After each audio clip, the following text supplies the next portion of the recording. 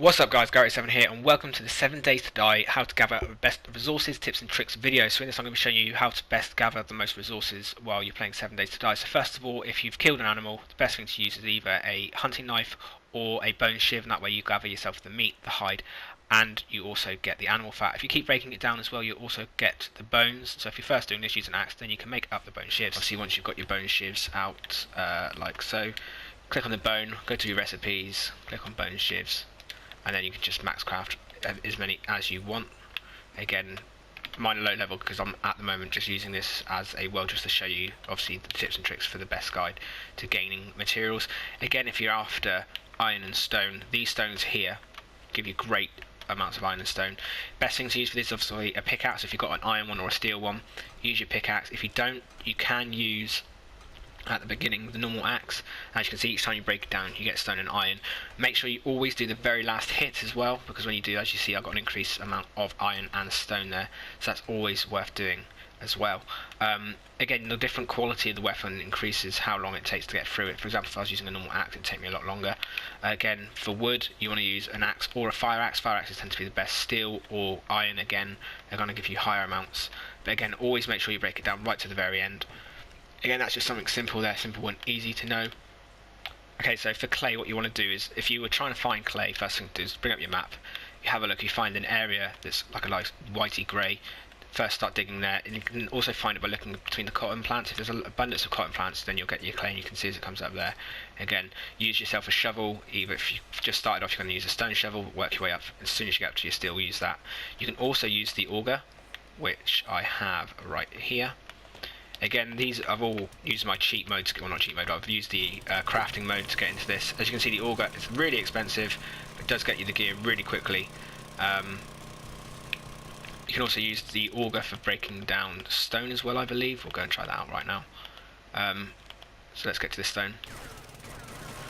There you go, so you can break down the auger like that, so it does go through it a lot quicker. So then again, this is more of like the end game type of thing to use. Again, also really good for mining. You can also use it for digging dirt. Pretty much it's just a fast shovel. It's used just to dig holes and stuff like that. So if you're trying to get iron and you can't find resources underground, other thing you can do is actually, if you're in a town, for example, I'm going to quickly break into this area and show you. This is a pain, I should have just got these two. So yeah, head to like a town and you'll find like machine works, waterwork plants, places like that, and they've got lots of iron around them. Again, once your skills are up high, you'll be able to break through this a lot quicker than I can right now. And again, all of these materials here will break down. If I show you, it takes a little bit of time obviously because my skills aren't very high, but you can see you get iron that way as well. So these are obviously worth breaking down completely if you were really desperate for iron and you didn't have a mine set up.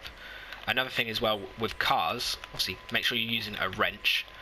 Cars like this will give you better loot. Again, always triangle to search them to see if there's anything decent inside them, because sometimes they can have just a battery in the boot, which is, again, is really useful.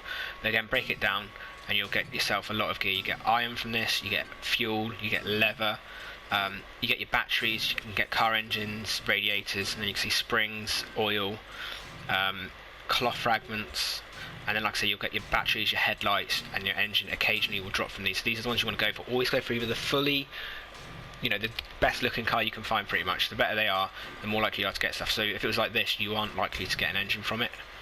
Again, you get your iron pipe from that as well. So that's another tip. Always use a wrench for a car. If you use anything else, you're not likely to get anything decent. And then I'll quickly go and show you to a mine and show you some tips for mining. Okay guys, so another really good tip is always, as well with your map, is to always zoom in and have a look around where you are. So if you're exploring, you'll find areas like this when you've got like a really dark patch. If you go down, you end up finding yourself like something cool like a mine. And then obviously once you're in the mine, I'll show you then how to get the best of the resources that are there. Okay, so when you first drop down to the cave entrance, specifically this one here, obviously they're all going to be different. But you also find some resources outside, so we've got lead right here. Again, you can break through that with a pickaxe and you'll get yourself some good lead. To the right hand side, we've got obviously just a stone. You don't want to break that down too much, obviously, because you've got to jump up and get in here. And these doors are always locked, so they do take a lot to get into. Once we're inside, I'll show you inside the cave and what you can expect to find in there. Right guys, so here we are inside of the cave. Obviously the cave is extremely bright because I've put down the mobile spotlight so we can see, but inside you can find yourself mushrooms. So again, you can pick them up and make yourself mushroom stew and things like that. There is some random pieces of wood in here. Again, nothing major tree wise, obviously, because you're underground. You've got obviously all these columns, which are always worth leaving them in at least, because they give you some decent support. But one really good thing is these stalagmites and stalactites give you nitrate. So use a pickaxe to break them down, and you get yourself nitrate from that, which is always good. Again, in this cave, for example, we've got loot boxes, which you can always search. But you've also got plenty of resources all around here. So if you start digging, you'll find stuff. So when caving, you're better off using either an axe, pickaxe, iron or steel. Again, it increases depending on your abilities, but you can also use TNT or dynamite.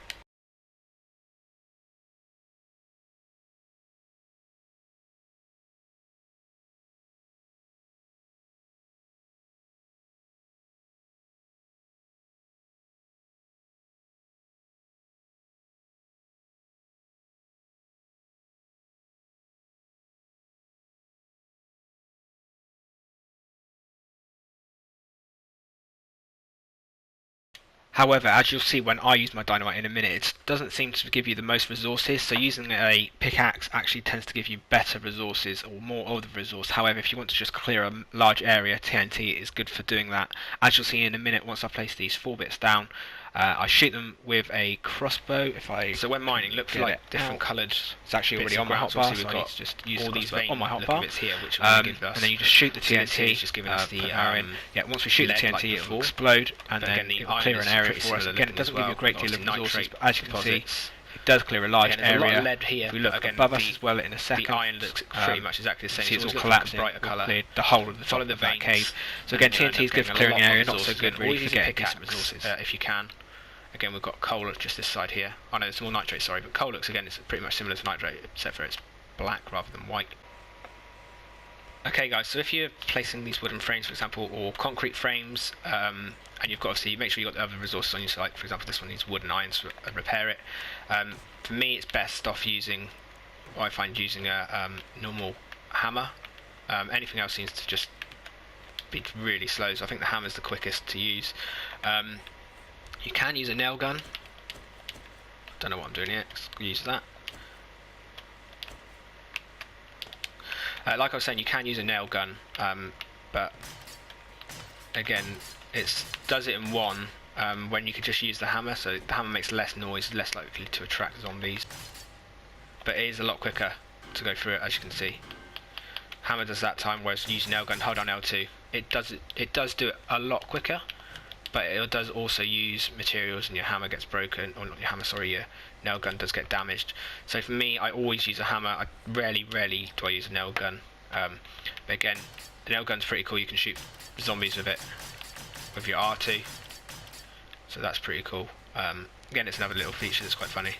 It does do damage to your blocks and that. But if we show you quickly how easy it is, really, that's how quickly you upgrade that block. Whereas if you use a hammer, it's all individual hits. It's not a lot different. But if you're in the middle of a horde, for example, and you're trying to just quickly bang through it, a nail gun would obviously do it a lot quicker. But again, what I'm going to do now is I'm going to quickly show you some of my multiplayer tunnel system and show you, with my skill increased, how much easier it is to go through the resources using my steel pickaxe. Again, it's literally 2 or 3 hits to get through the stone. You do a lot more damage, which will increase again once my weapons increase. Again, here is the coal. As you can see, it's only a slightly different shade to the nitrate. It's only slightly darker. But again, it's really easy to grab and maintain as long as you're using a steel pickaxe. Again, for getting sand, it's pretty much the same as getting dirt. Just use yourself a shovel. Again, steel is always best, but if you haven't got steel, use your iron. Again, if you don't have iron, a stone one will do.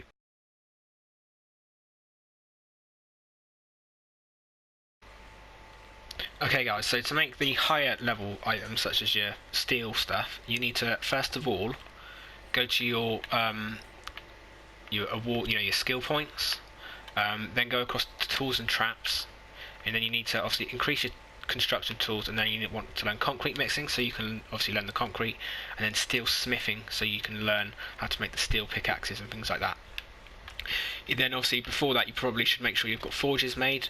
So to make a forge you need animal hide, short iron pipe and clay, but you also need to make the bellows, and the bellows again I think use the same type of materials, but obviously we can have a quick look at excuse me, at that a second, so we can get you the exact stuff you need for the bellows. So for the bellows you require 8 pieces of wood, 20 animal hide, and 1 iron pipe. And that's per bellows. And then the bellows make the forge. And then for the forge, you need obviously the bellows, small stone, clay, and iron pipe. So they're pretty easy to get. And once you've got it, then you just put obviously your iron and clay in there with obviously whatever fuel you're using, and then you can start making your forged iron, for example. And then it's just a case of crafting that up, waiting for that to craft, and once that's crafted, then you'll have the iron. And iron and wood makes your normal iron pickaxe, which I'm not sure if I've got any on me at the moment. So yeah, the iron and wood would make the iron pickaxe.